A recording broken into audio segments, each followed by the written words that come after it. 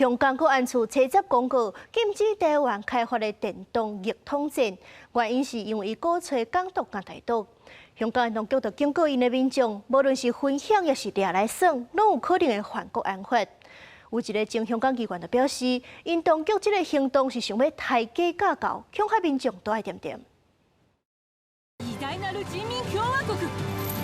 故意透过简体中文配入语的发音来宣传，台湾团队开发的手机游戏《逆统战》，省的人会当看你要去台湾、香港、西藏等对一个电影拢会使。以拍到共产政权做游戏的核心，甚至连代表效忠中国的红军嘛会当选择。不过70号香港警察国家安全处警告，禁止市民登录自助，甚至分享嘛可能犯国安法。比我们预料的还要来得晚啊，因为毕竟我们手游是4月5号就已经正式开服了嘛，我们尽量是站在一个现实的角度，所以我们红军可能就是会比较强嘛。但是我们想要传达的理念就是团结我们所有的反共的力量，有一天也是能战胜集权的。游戏后边团队台湾境外战略沟通工作小组，2020年透过导游来募资，在平台传到2000多万的资金了后，就投入手游的开发。对香港国安处的公告是进一步提升逆统战的讨论度和敲锤量。第一时间，游戏的官方在面册讲，多谢先上来数钱，团队成员内面有军职、有政府机关的人士，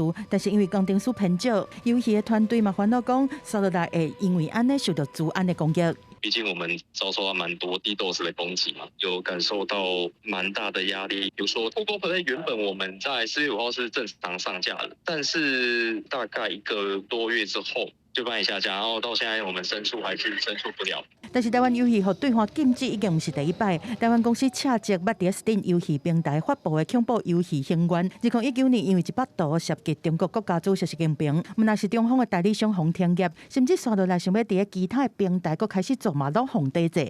他没有办法不允许所有人说话，但是他如果他找一些比较出名的人来打击的话，他可以令下面的人不敢发声。